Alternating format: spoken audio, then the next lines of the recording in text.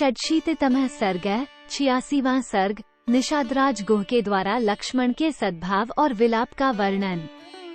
वंचारी गुह ने अप्रमेय शक्तिशाली भरत से महात्मा लक्ष्मण के सद्भाव का इस प्रकार वर्णन किया। 1. लक्ष्मण अपने भाई की रक्षा के लिए श्रेष्ठ धनुष और बाण धारण किए अधिक काल तक जागते रहे।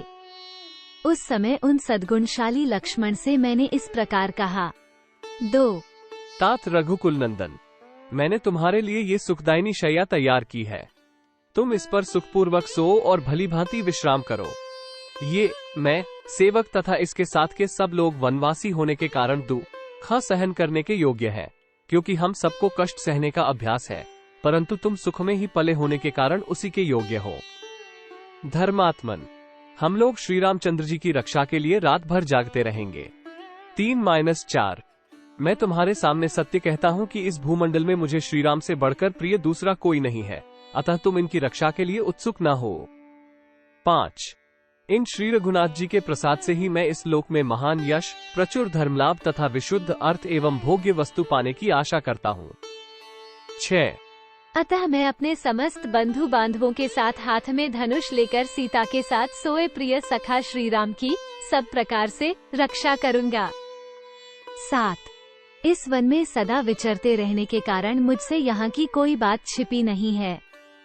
हम लोग यहाँ युद्ध में शत्रु की चतुर्गिणी सेना का भी अच्छी तरह सामना कर सकते हैं। 8 हमारे इस प्रकार कहने पर धर्म पर ही दृष्टि रखने वाले महात्मा लक्ष्मण ने हम सब लोगों से अनुनय पूर्वक कहा।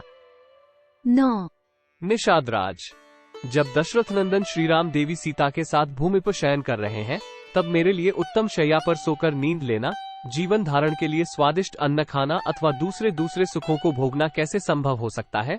10 गुह, देखो, संपूर्ण देवता और असुर मिलकर भी युद्ध में जिनके वेग को नहीं सह सकते, वे ही श्रीराम इस समय सीता के साथ तिंकोंप सो रहे हैं।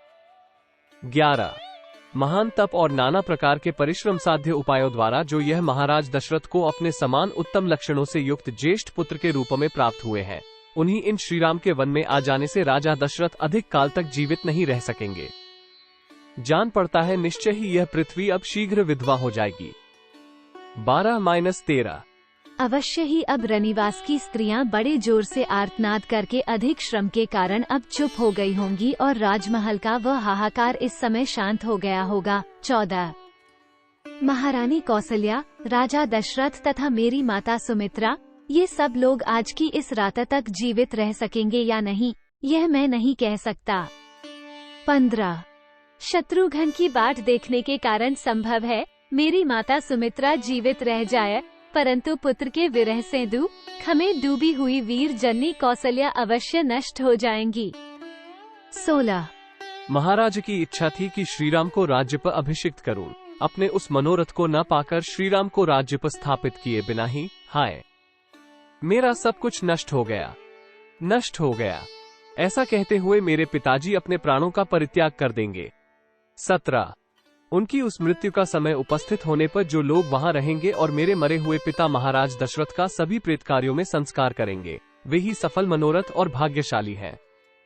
18 यदि पिताजी जीवित रहे तो रमणीय चबूतरों और चौराहों के सुंदर स्थानों से युक्त, पृथक पृथक बने हुए विशाल राजमार्गों से अलंकृत, धनिकों की अट्टालिकाओं और देवमंदिरों एवं राजभवनों से संपन्न, सब प्रकार के रत्नों से विभूषित, हाथियों, घोड़ों और रथों के आवागमन से भरी हुई, विविध वाद्यों की ध्वनियों से निनादित, समस्त कल्याणकारी वस्तुओं से भरपूर, हृष्ट पुष्ट मनुष्यों से व्याप्त, पुष्पवाटिकाओं और उद्यानों से परिपूर्ण तथा सामाजिक उत्सवों से सुशोभित हुई मेरे पिता की राजधानी अयोध्यापुरी में जो लोग विचरेंगे, वास्तव में वे ही सुखी हैं।